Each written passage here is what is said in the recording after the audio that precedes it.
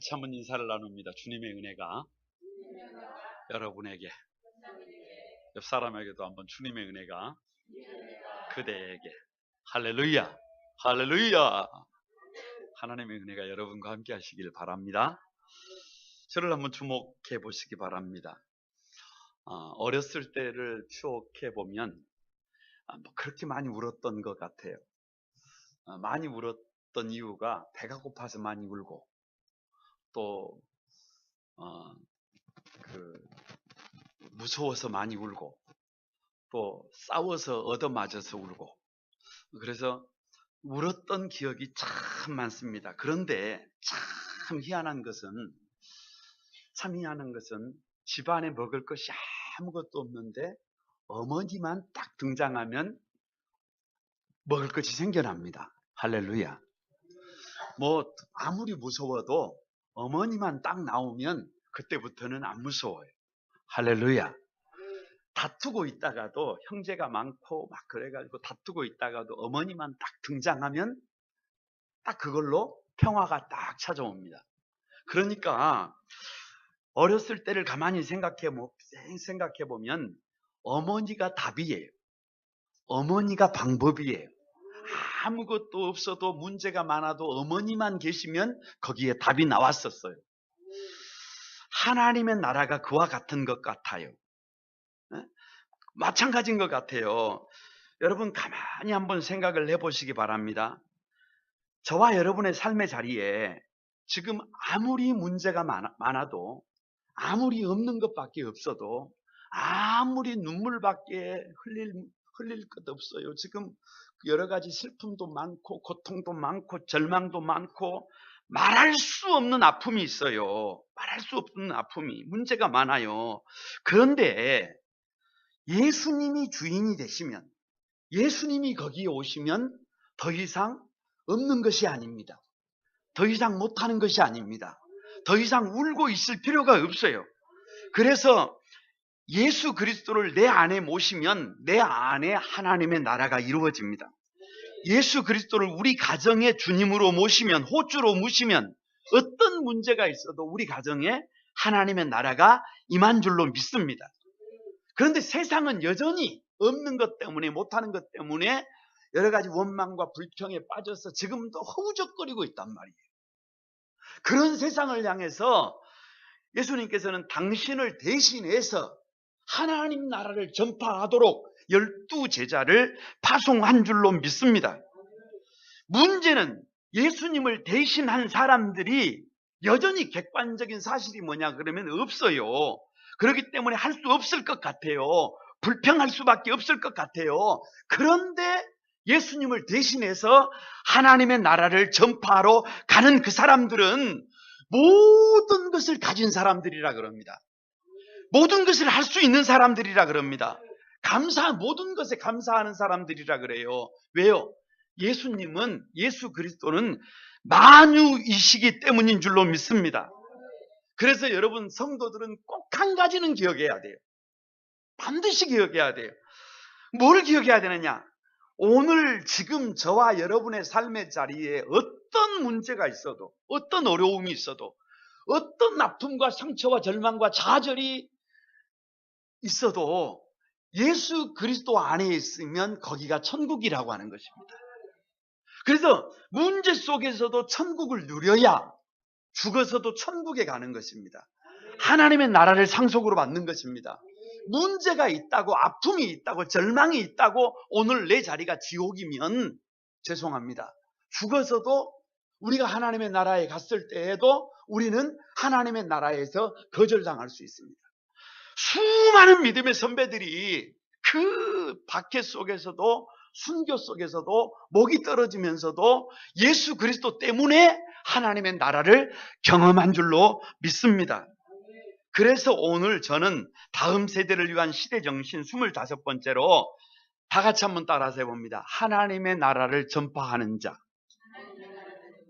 그렇습니다. 하나님의 나라를 전파하는 사람들입니다. 어떻게 하면 이렇게 눈물이 많고 이렇게 아픔이 많은 세상에 이 기쁨의 소식, 하나님의 나라를 전할 수 있느냐? 어떻게 하면 사랑하는 성도들이 지금의 삶이 다른 삶이 아니에요. 특별한 삶이 아니에요. 지금의 삶, 문제 있는 삶, 슬픔이 많은 삶, 정말로 우리의 힘으로 해결할 수 없는 문제들이 산더미처럼 많은, 그러면서도 능력도 없고 실력도 없고 가진 것도 없는데 그 문제들 속에서 어떻게 하나님 나라를 경험하고 그리고 예수 그리스도를 대신해서 하나님 나라를 온 땅에 전파할 수 있느냐. 여러분, 오늘 말씀을 통해서 그 비밀을 여러분이 누리시기를 바랍니다. 어떻게 하면 하나님 나라를 경험하고 하나님 나라를 전파할 수 있느냐.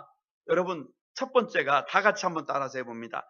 다 받았음을 믿어야 한다. 1절을 다 같이 한번 읽어봅니다. 시작. 예수께서 12제자를 불러 모으사 모든 귀신을 제어하며 병을 고치는 능력과 권위를 주셨고. 그렇습니다. 예수님께서 이제 마지막 1년 정도 공생의 기간을 남겨놓으셨는데요.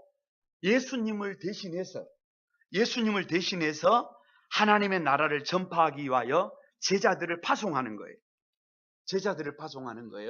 예수님께서 예수님을 대신할 사람들로 12제자를 파송하는 거예요. 그런데 여기서 왜 12제자예요? 아니, 좀 많이 파송하지. 왜 12제자냐 그러면 12라는 숫자는 계속해서 말씀드리지만 12라는 숫자는 전부라는 뜻이에요. 전부. 그러니까 12해를 혈류증으로 앓았던 여인의 문제는 그 병이 중하다는 문제도 있지만 인간이 병으로 인해서 당할 수 있는 모든 고통을 이 여인이 당했다 그 말이에요. 야이로의 딸이 12살이라는 말은 이 아이가 다 컸다는 말이에요. 이제 어른이 됐다는 말이에요. 이제 사람답게 살아갈 수 있게 되었다는 말이에요. 그런데 죽어버렸다는 거예요. 여기서도 마찬가지입니다. 12제자만 보낸 것이 아니에요. 전부를 다 보냈다는 거예요. 그러니까 예수님께서 예수님을 대신해서 이 세상에 보낸 사람들이 왜 12제자냐, 왜 10이냐 그러면 12제자만 보낸 것이 아니라 나도 보내고 당신도 보내고 여기에 있는 우리 모두를 저 세상에 하나님 나라를 전파하는 사람들로 보내신 줄로 믿습니다. 그런데 그냥 보낸 것이 아니에요. 모든 귀신을 제어하는 권세를 다 주셨어요. 여기서 권세라는 말이요, 엑수시아예요. 엑수시아. 예수님이 명령하시면 절대 복종하는 권세예요. 그 권세를 누구에게도 주셨다는 거예요. 나에게도 주셨다는 거예요. 예수님께서 갈릴리 바다를 건너오실 때 광풍이 불어왔어요. 미친 광풍이에요. 그런데 그 미친 광풍을 향하여 바다야 잠잠하거라 라고 하니까 바다가 잠잠해집니다. 여러분, 군대 귀신 들린 자가 한 영혼을 붙들고 사납게 하고 자기를 자학하게 만들고 가치 없고 더러운 삶을 살게 만들잖아요. 그런데 그 귀신 들린 귀신을 향하여 귀신아 나오라고 하니까 귀신이 그 말씀에 어떻게 하는 거예요? 복종하는 겁니다. 그러니까 오늘 예수님에게 있던 그 권세를, 귀신을 제어하는 권세를, 어둠의 악한 세력을 제어하는 권세를 12제자에게만 준 것이 아니라 저와 여러분 모두에게 다 주신 줄로 믿습니다. 그것뿐만이 아니에요. 그리고 모든 병을 고치는 능력을 다 주셨습니다. 여기서 능력이요, 디나미스. 영어로는요, 다이나마이트가 이 디나미스에서 나온 말이에요. 그러니까 무슨 말이냐 그러면 이 바위 같은 문제도 속에 구멍 뚫어서 다이나마이트를 뻥 하고 터뜨리면 바위도 깨져버리잖아요. 12해를 혈류증을 앓았던 여인이 예수님의 겉도자락을 터치하기만 해도 혈류 근원이 말라버리더라. 그것이 능력. 그 능력을 저와 여러분에게 12제자에게만 주신 것이 아니라 저와 여러분에게도 주신 줄로 믿습니다. 믿음이 뭐냐 그러면 예수님께서 자신을 대신해서 길 떠나는, 하나님 나라를 전파하기 위하여 길 떠나는 저와 여러분에게 이 귀신을 쫓는 권세, 이 질병을 치료하는 능력, 이것을 조금 주신 것이 아니라 다 주셨다. 100% 주셨다.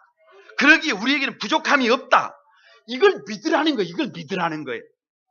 객관적인 사실은 그 능력이, 그 권세가 우리에게 아무도 없는 것 같아요. 나에게 그런 능력이 없는 것 같아요. 그런데 주님의 약속의 말씀이 뭐냐 그러면 이 능력과 권세를 누구에게 주셨다.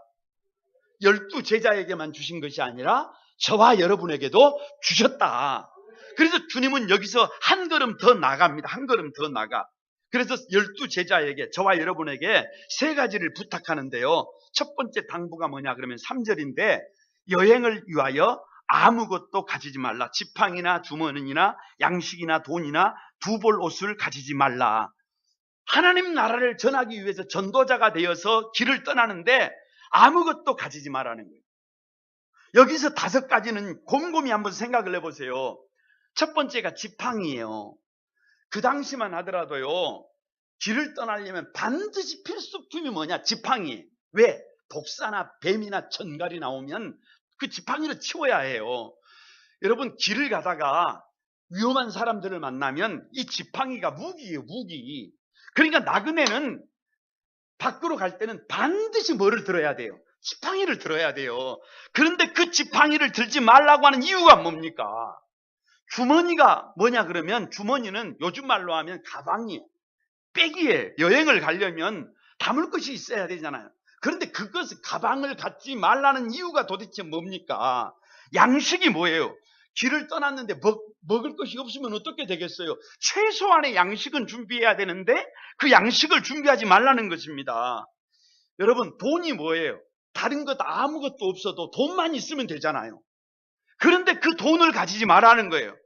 더군다나 최소한 갈아입을 옷은 있어야 되는데 그 옷도 가지지 말라는 거예요.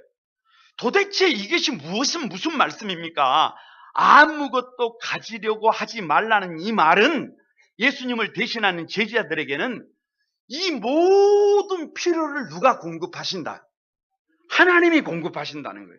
아무것도 가지지 말라고 하는 것은 제자들을, 저와 여러분을, 하나님의 나라를 전파하는 사람들을 하나님이 책임지신다는 말이에요. 어떻게 그게 믿어지냐 그 말이에요. 눈에는 객관적인 사실은 아무것도 없는데 이게 어떻게 믿어지느냐 그 말이에요. 아니, 아무리 생각해도 믿어지지 않아요. 그런데 주님은 그런 거에 소유에 관심 갖지 말고 우리가 해야 될 일의 본질의 본연의 사명에 집중할 것을 말씀하고 있는 줄로 믿습니다. 두 번째 당부가 뭐냐 그러면 4절에 어느 집에 들어가든지 거기서 유하다가 거기서 떠나라. 이거 여러분 실질적인 문제예요. 전도자들이 옆집에 가서 전도하고 돌아온 것이 아니라 소아시아를 향해서 나아갑니다. 사도 바울이 1차, 2차, 3차 전도 여행을 통해서 소아시아를 복음화 시켜버리잖아요. 그러니까 오늘은 여수, 그리고 다음 주에는 순천이에요. 그러면 여수에 가서 여기를 한 집에 들어가서 거기가 중심이 돼서 그 지역을 전도를 할 때 오늘은 이 집에서 자고 내일은 저 집에서 자고 모레는 또 다른 집에서 자고 그렇게 하지 말라는 거예요.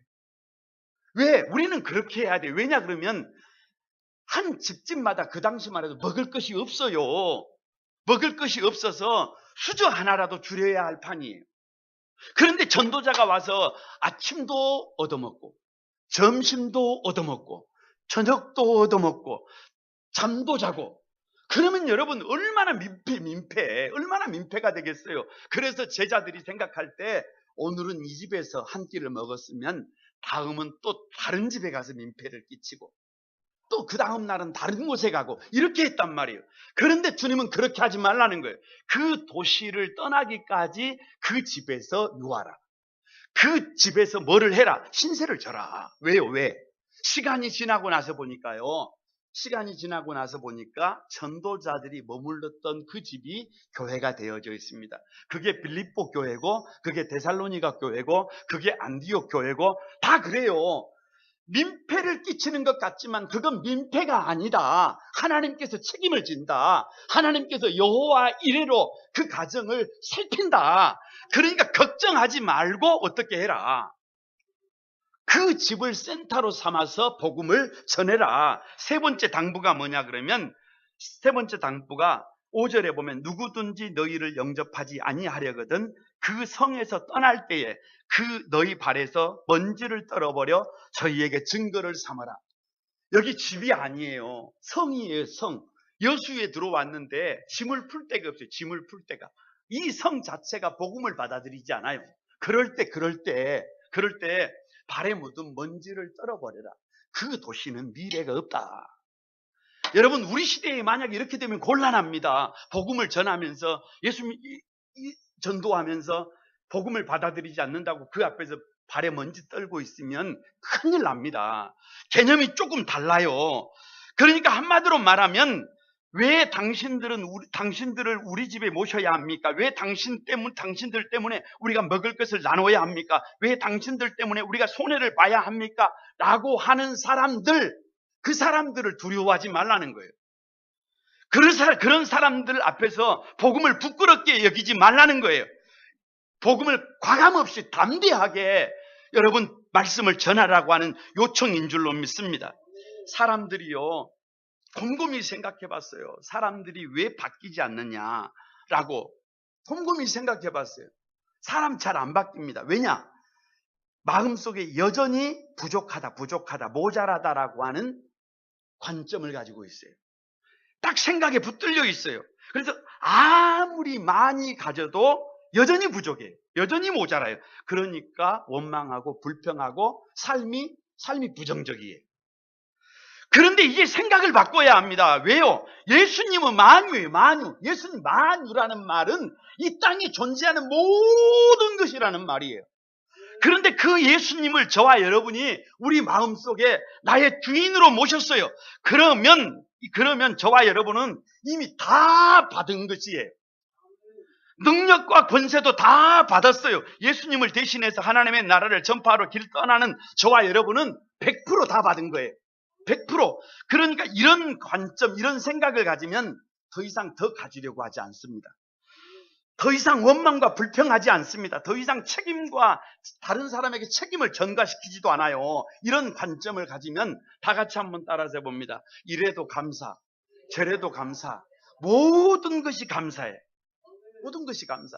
요즘 날씨가 좋으니까요, 어디를 가나 꽃들이 활짝 피어 있어요. 가면 갈수록 꽃이 더 아름다워지는 것 같아요. 그런데요, 여러분 꽃을 한번, 어떤 꽃이라도 집중해서 한번 봐보세요. 안 되면 사진으로 한 장 찍어가지고 확대를 해가지고 한번 봐보세요. 그러면 한 가지 놀라게 됩니다. 한 송이 한 송이 꽃마다 전혀 부족함이 없어요. 그 자체로 완벽합니다. 그 자체로 최고입니다. 여러분, 하물며 저와 여러분이겠습니까? 하나님의 형상대로 지어진 사람이에요. 사람. 만물의 영장이에요. 여러분, 우리가 부족하지 않아요. 모자라지 않아요. 예수 그리스도를 대신하는 저와 여러분은요, 하나님께서 모든 것을 다 주셨습니다. 없는 것이 아니에요. 못하는 것이 아니에요. 원망하고 불평하면서 우리의 인생을 낭비할 그럴 인생들이 아니에요. 이미 이 땅에 이루어진 하나님의 나라가 여기 있다 저기 있다가 아닙니다. 이미 하나님의 나라가 내 안에, 이미 하나님의 나라가 우리 가정 안에 임한 줄로 믿습니다. 모든 것을 할 수 있습니다. 모든 것을 감사로 받을 수 있습니다. 이 하나님의 나라를 가서 전파하라는 것입니다. 그래서 이 믿음의 관점을 가지면 더 이상 우리의 삶의 자리가 그렇게 세상의 여러 가지 문제들 때문에 절망하고 좌절하고 울면서 절규하는 수월의 고통 속에서 몸부림치지 않습니다. 예수님을 우리 안에 모시기만 하면 여러분, 우리는 모든 것을 다 받은 사람들이, 모든 것을 할 수 있는 사람들이, 모든 것을 감사할 수 있는 사람들이, 바로 이런 복 있는 사람들이 여러분이 되시기를 바랍니다. 그렇기 때문에 두 번째로 꼭 기억해 줘야 합니다. 믿음의 관점으로 세상을 봐야 합니다. 믿음의 관점으로 삶의 자리를 봐야 합니다. 7절을 보시기 바랍니다. 같이 한번 읽어봅니다. 시작. 분봉왕 헤롯이 이 모든 일을 듣고 심히 당황하니 이는 어떤 사람은 요한이 죽은 자 가운데서 살아났다고도 하며, 그래서 7절과 9절에는 두 가문의 얘기가 기록되어져 있습니다. 헤롯에 의해서 세례 요한의 목이 베어진 사건이 사실은 사건을 중심으로 해서 그 이후에 있어지는 이야기예요. 그러니까 아무리 생각을 해봐도 헤롯의 가문이 갑이에요. 갑질하고 있고, 세례 요한의 가문은 을로 당하고 있어요. 목이 베어지니까. 그런데 여러분, 이 사건을 세상의 관점으로 가만히 한번 봐보십시다. 세상의 관점으로 보면 헤롯의 가문은 최고의 가문입니다. 최고의 가문이, 왕의 가문이, 아버지도 왕이고 형제들도 분봉왕들이고, 아무튼 모든 것을 가진 왕들이에요. 모든 것을 마음대로 할 수 있는 가문입니다. 그래서 음식도 좋고 의복도 좋고 생활 수준도 좋고 최고입니다. 그래서 모든 사람들이 부러워하는 가문이에요. 그런데 세례 요한의 가문을 한번 생각해 보시기 바랍니다. 세상적인 관점으로 최악이 최악. 아버지가 제사장이, 그래서 아버지 사가랴와 어머니 엘리멜렉이 정말로 믿음으로 살고 있어요. 기도하고 있는데도 불구하고, 아니 예수 안 믿는 사람들은 속도 위반해가지고 결혼식 하는데 어린아이를 선물로 손 잡고 들어오는 시대인데, 아니 혼수품으로 데리고 들어오는 시대인데, 이 제사장 가문은 나이가 늙어서 아이를 가질 수 없을 때까지도 아이가 생기지 않습니다. 세상적인 시각으로 참 어렵고 힘든 거예요. 그런데 마지막에 은혜로 천사가 와서 아이를 낳는다는 거예요. 아들을 낳는다는 거예요. 할렐루야. 그래서 아이를 낳았어요. 그런데 아들이 태어나자마자 광야로 나가서 30살까지 메뚜기와 석청을 먹고 약대 트롯을 옷 입고, 그리고 광야에서 그 척박한 땅에서 살아가는 겁니다. 이거 정말 아무것도 아니. 그러다가 30살이 돼서 이스라엘 백성들에게 회개의 세례를 전파하면서 요단강에서 세례를 주는데, 2년 만에 헤롯의 문제점을 지적하다가 세례 요한의 목이 털커덩 떨어져 버립니다. 그러니까 세상적인 관점으로 볼 때는 이런 불쌍한 가문이 있을 수가 없어요. 이런 일이 있을 수가 없어요. 세상적인 관점으로 볼 때는 헤롯의 가문이 최고의 최고, 모든 사람이 부러워하는 모자람이 없는 가문이에요. 거기에 비하면 세례 요한의 가문은 불쌍한 가문이에요. 아무것도 아닙니다. 낯승이 초라한 가문이에요. 그런데 이것을 뒤집어서 믿음의 관점으로 보시기 바랍니다. 헤롯의 가문은 피해 가문입니다. 아버지 헤롯 대왕이 왕이잖아요. 그런데 헤롯이 예수님께서 태어나실 때 유대의 왕이 나신다고 하니까 조사를 해가지고 2살 이하의 아이들의 목을 다 베어버린 사람이 헤롯 대왕입니다. 그리고 결국은 그 자기 자리를 지키기 위해서 무죄한 아이들의 피까지 흘리고 그렇게 살았지만 나중에 충이 먹어서 죽어버리잖아요. 그 아들 때에서는 헤롯 안디바는 제수씨 헤로디아, 그래서 어찌 보면 자기 동생의 부인과 결혼을 해서 그 문제점을 지적하는 세례 요한을 목을 베버려요. 윤리도 없고 철학도 없고 자신의 욕심을 위해서 자기 뜻대로 자기 고집대로 살았던 사람입니다. 그럼에도 불구하고 자료에 보면 5년 뒤에 권자에서 쫓겨나서 또 죽습니다. 여러분, 그 헤로디아의 딸 같은 경우에는 외경에 보면 갈릴리에서 얼음 위를 걸어가다가 얼음이 무너지면서 물에 빠져서 얼음에 날카로운 그 얼음이 칼이 돼서 이 헤로디아의 딸의 목이 베어져서 그래서 죽습니다. 여러분 잘 아시는 것처럼 그 형제인 헤롯 아그리파 1세는 사도 야고보를 살해합니다. 그러니까 이 가문은 얼마나 악한 가문인지, 자신들의 욕심을 채우기 위하여 다른 사람들의 목을 베는 피해 가문이, 아무리 좋은 것을 먹고 아무리 좋은 것을 가지고 아무리 좋은 환경에서 살고 있지만 이 사람들은 한마디로 말하면 믿음의 시각에서 보면 전혀 백해무익한 사람들입니다. 백해무익한 사람들. 거기에 비해서 여러분 세례 요한의 가문을 보시기 바랍니다. 이 세례 요한은요, 가만히 보세요. 늙은 제사장 사가랴와 엘리사벳 사이에선 하나님의 은혜로 태어났어요. 평생을 광야에서 살면서 하나님의 은혜에 목말라 했어요.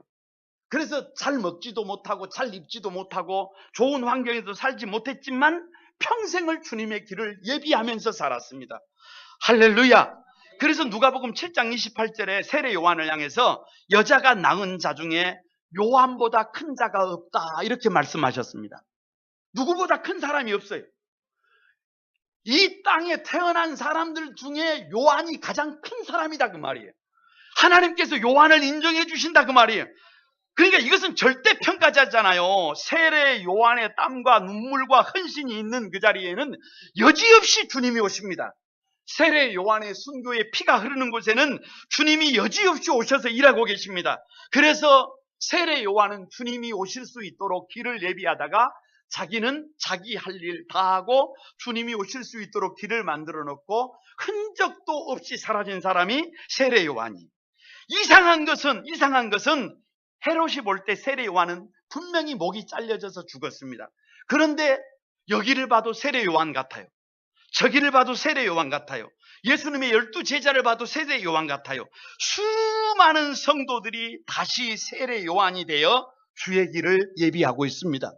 여기에도 세례 요한, 저기에도 세례 요한, 저도 저의 이름까지 의미를 둬가면서 주님의 길을 예비하려고 몸부림치고 있습니다. 사랑하는 우리 거룩한 구만소망의 성도들 여러분, 왜 오늘 우리 삶의 자리에 문제가 해결되지 않느냐? 한마디로 말하면 내가 살려고 하기 때문에 그래요. 손해보지 않으려고 하기 때문에 그래요. 내가 살아있기 때문에 그래요. 지금도 복잡하게 머리를 굴리면서 계산하고 있기 때문에 그래요. 다른 길을 찾고 있기 때문에 그래요. 지금도 저 세상적인 관점에서 헤롯의 삶을 꿈꾸고 있기 때문에 그렇습니다. 그런데 세례 요한은 살려고 하지 않습니다. 더 가지려고 하지 않습니다. 소유하려고 하지 않습니다. 오직 주의 길을 예비하기 위하여 자기의 목숨을 내어 걸어버렸습니다. 자기 생명을 초계처럼 던져버렸습니다. 그래서 시간이 지나고 나니까 세례 요한이 없어요. 그 너머에는 예수님만 보입니다. 세례 요한은 없고 예수님만 드러납니다. 나는 없고 예수님만 드러납니다. 거기가 바로 하나님의 나라입니다. 우리는 그 하나님의 나라를 경험하고 그 하나님의 나라를 온 세상에 전파해야 될 사명이 있는 사람들인 줄로 믿습니다. 세 번째, 어떻게 하면 그 하나님의 나라를 경험하고 하나님의 나라를 전파할 수 있느냐? 다 같이 한번 따라서 해봅니다. 우리가 줄 수 있는 것을 주고 우리가 할 수 있는 것을 해야 한다. 13절을 한번 보시기 바랍니다. 같이 한번 읽어봅니다. 예수께서 이르시되 너희가 먹을 것을 주라 하시니 여짜오되 우리에게 떡 5개와 물고기 2마리밖에 없으니 이 모든 사람을 위하여 먹을 것을 사지 아니하고서는 할 수 없사옵나이다 하니. 자 보세요. 왜 여기에 왜 12 제자를 파송하면서 오병이어 사건이 여기에 들어와 있느냐? 왜 여기에 들어와 있느냐? 지금 제자들은요, 예수님을 대신해서 파송을 받았지만 빈몸이에요, 빈몸. 아무것도 가지고 있지 않아요. 그러니까 객관적인 사실로는 아무것도 없으니까 아무것도 못하고 충분히 불평하고 원망하는 삶을 살 수밖에 없는 사람들이 제자들이에요.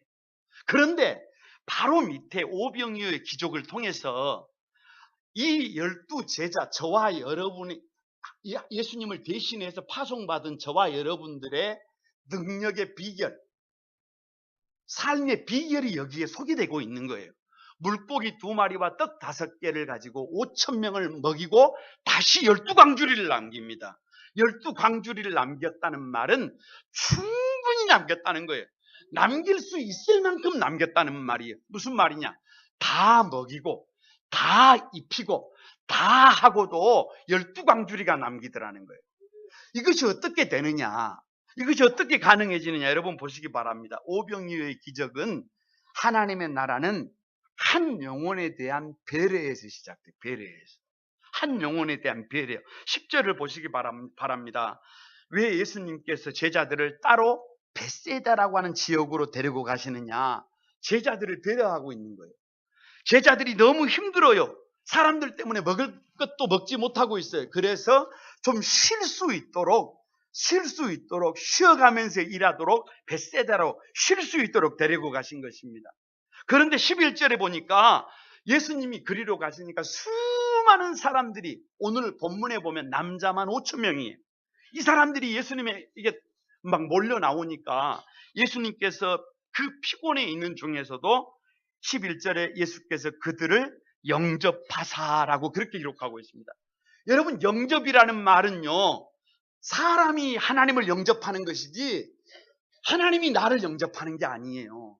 그런데 예수님께서 이 허다한 무리들을 누구를 영접하는 것처럼, 하나님을 영접하는 것처럼 그렇게 따뜻하게 관심을 가지고 배려해서 지금 맞이하고 있는 줄로 믿습니다.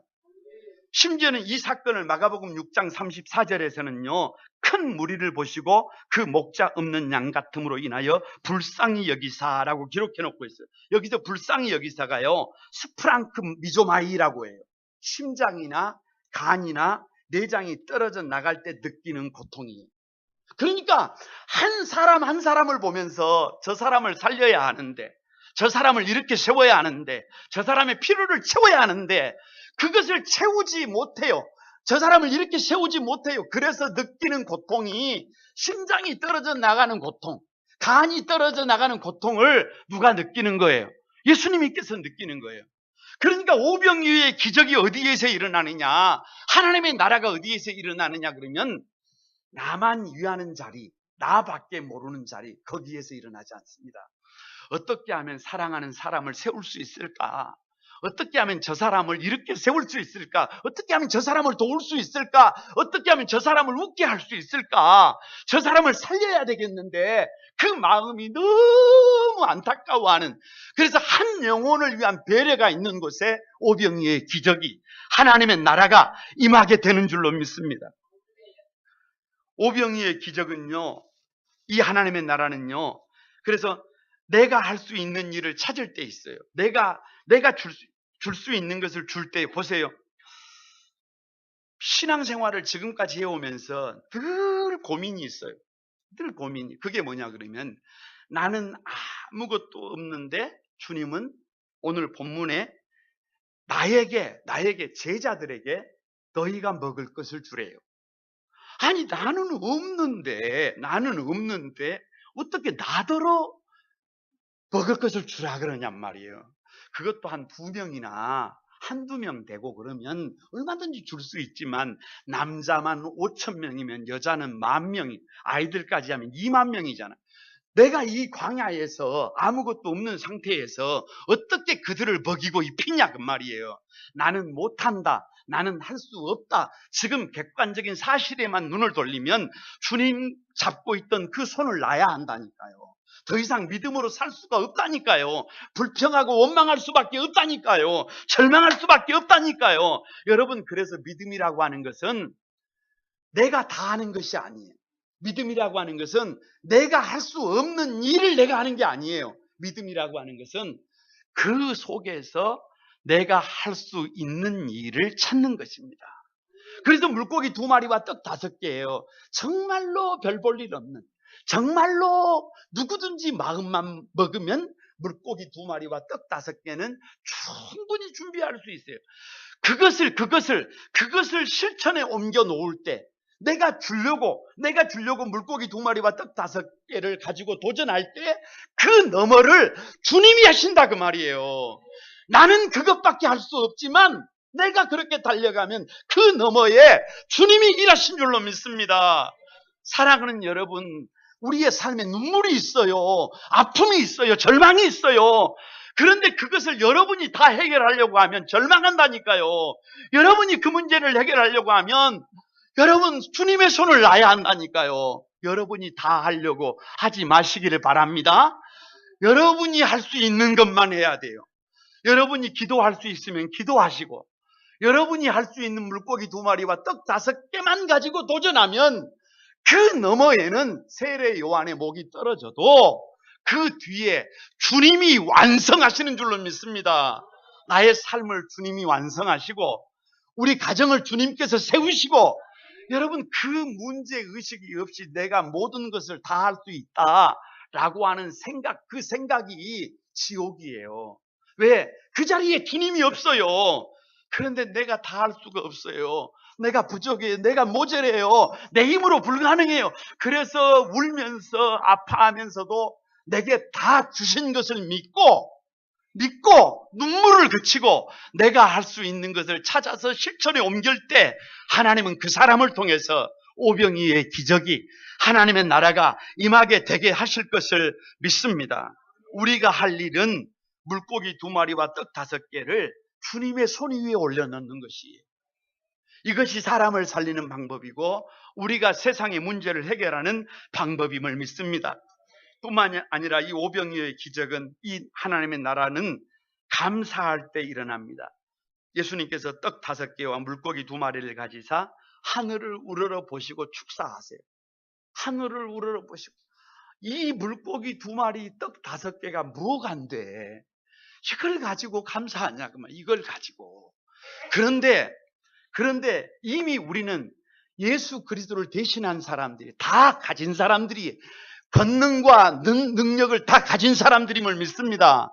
만유 대신 예수님이 내 안에 있어요. 그러니까 물고기 2마리와 떡 5개를 가지고도 얼마든지 감사할 수 있습니다. 아파도 감사하고 건강해도 감사하고 가지고 있어도 감사하고 가진 것이 없어도 감사하고 힘이 있어도 감사하고 힘이 없어도 감사하고 그럼에도 불구하고 우리는 언제 어떤 상황에서도 감사할 수 있어요. 지금의 삶의 자리를 지금 서 있는 삶의 자리를 감사했더니 감사하고 또 감사했더니 내가 생각하지 못했던 놀라운 감사가 따라오고 있습니다.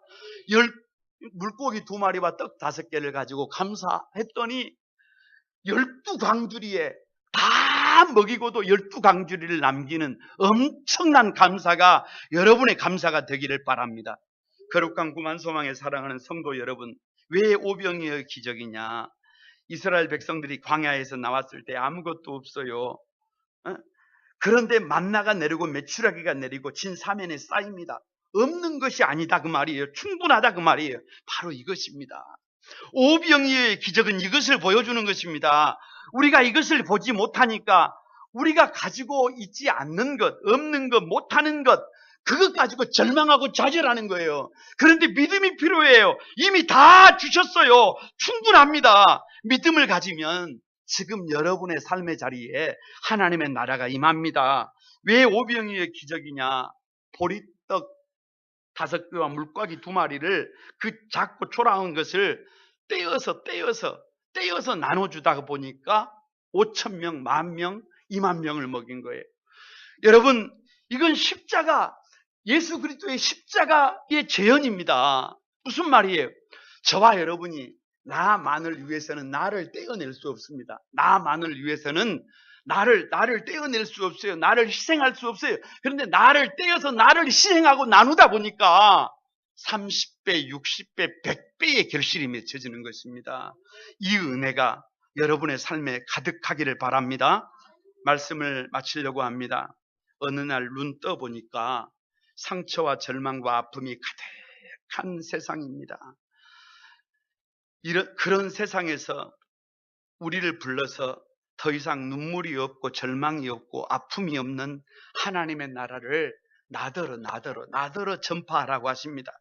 어떻게 하면 지금 이렇게 문제가 많은데 어떻게 하면 이렇게 아픔이 많은데 그 하나님의 나라를 내가 경험하고 온 세상에 그 하나님의 나라를 전파할 수 있느냐? 여러분 각오하십시다. 다 받았음을 믿어야 합니다. 다 받았음을 관점을 바꿔야 해요. 세상의 관점으로 세상을 보지 말고 하나님의 관점으로 믿음의 관점으로 세상을 보면 모든 것이 감사입니다. 모든 것이 복음입니다. 모든 것이 은혜입니다. 그래서 우리가 줄 수 있는 것을 찾아야 합니다. 우리가 할 수 있는 것을 찾아야 합니다. 내가 할 수 없는 것에 관심 갖고 허우적거리다가 포기하지 말고 내가 할 수 있는 것을 실천에 옮겨서 하나씩 달려갈 때 그 너머에 주님이 일하시게 됨을 믿습니다. 꼭 기억하십시다. 우리는 주님을 대신하는 사람입니다. 그러기에 권세와 능력을 다 주셨어요.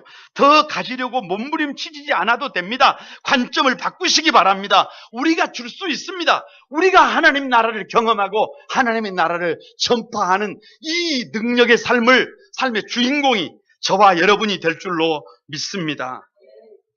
우리 같이 한번 찬양하며 하나님께 영광을 돌리겠습니다.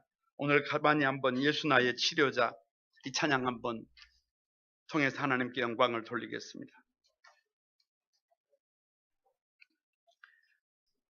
먼저 우리 예수 나의 치료자를 앞에 우리 찬양단이 한번 1절만 가만히 들여보고 2절 할 때 한번 같이 따라서 해보겠습니다.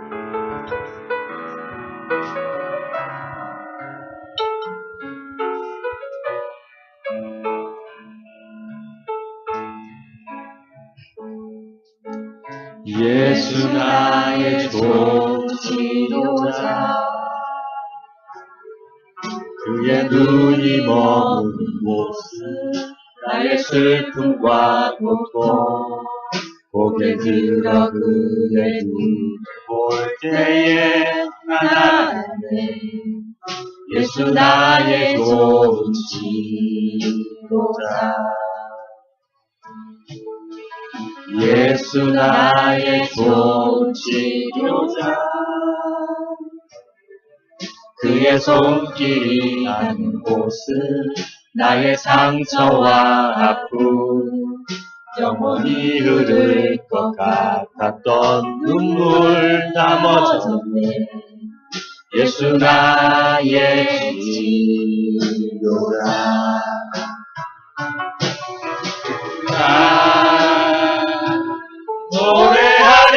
노래하리라 천한 나를 돌아보시 구세주를 찬양해 안에 닿는 곳까지 내 손 들라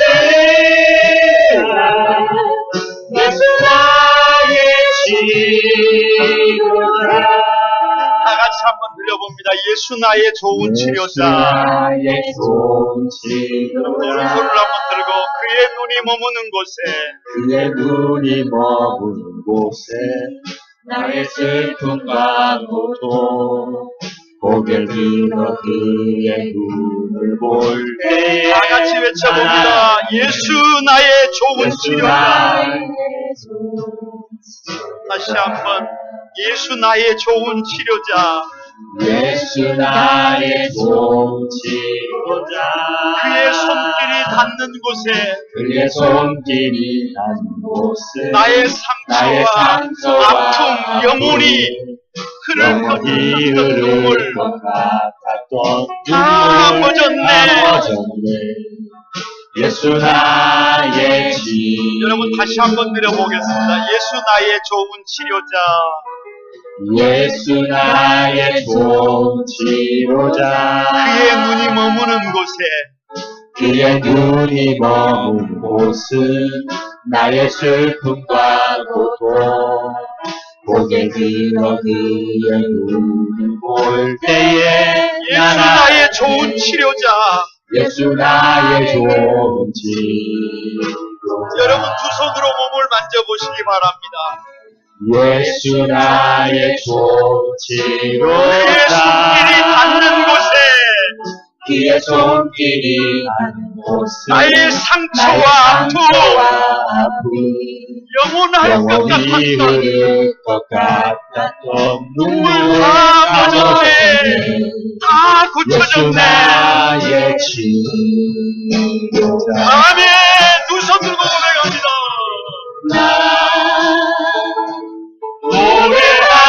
노래하리라 선한 나를 돌아보시 구세주를 찬양해 안에 닿는 곳까지 내 손 들라 예수 나의 치료자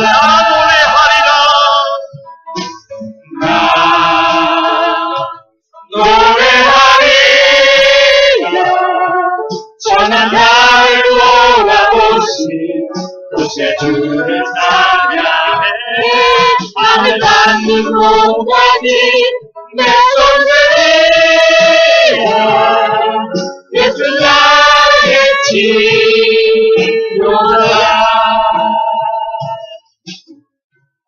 한번 여러분 기도하겠습니다. 상처와 절망과 좌절, 아픔이 우리 안에 있습니다. 문제가 많습니다. 그럼에도 불구하고 하나님은 우리를 하나님 나라를 전파하는, 예수님을 대신하는 사람들로 불러주신 줄로 믿습니다. 아멘. 이제 고백하십시다. 다 받았음을 믿습니다. 아멘. 더 이상 불평할 것도 원망할 것도 없습니다. 이제는 관점을 바꿔야 합니다. 아멘. 충분합니다. 아멘. 다 할 수 있습니다. 아멘. 감사할 수 있습니다. 아멘. 내가 지금 삶의 자리에서 내가 할 수 있는 일, 내가 줄 수 있는 일, 그것이 물고기 2마리와 떡 5개처럼 가치 없는 것일지라도 내가 거기서 승부를 내면 주님은 그 뒤에 우리의 삶을 책임지십니다. 아멘. 우리를 통해서 하나님의 나라가 임하게 하십니다. 아멘. 오 하나님, 하나님 나라를 전파하는 이 복 있는 삶을 살아갈 수 해달라고, 있도록 해달라고 다 같이 한번 주여 삼창하고 기도하겠습니다. 주여, 주여, 주여. 거룩하신 주님, 거룩하신 주님, 오직 주님만이 나의 삶을 거룩하신 주님, 아픔과 절망과 좌절을 하시니 이제는 내가 주님의 제자되어 나아갈 때에 이미 다 가진 것을 아무것도 할 수 있는 하나님 나에게 있는 것들 나누는 하나님 앞에 불평하고 꺼낼 수밖에 오 없는데, 아버지 아들아, 하나님은 모든 것을 다 부담다. 너는 완벽하다. 관점을 바꿔라. 네가 할 수 있는 것을 찾아라. 말씀하시는 주님의 세미한 음성을 듣습니다. 주여 축복해 주소서. 거룩하신 하나님, 아무것도 없는 것 같습니다. 할 수 있는 것이 아무것도 없는 것 같습니다. 원망할 수밖에 없고 불평할 수밖에 없을 것 같습니다. 눈물 가득, 절망 가득, 상처 가득, 문제투성이입니다. 그런데 주님 말씀하십니다. 나를 대신해서 네가 하나님의 나라를 전파해라. 내가 너에게 다 주었다라고 말씀하십니다. 관점을 바꾸라고 하십니다. 충분하다고 하십니다. 뭐든지 할 수 있다고 하십니다. 우리가 줄 수 있는 것, 우리가 할 수 있는 것, 물고기 2마리와 떡 5개와 같이 초라할지라도 네가 할 수 있는 것을 하라고 하십니다. 그 뒤에 내가 책임지겠다고 하십니다.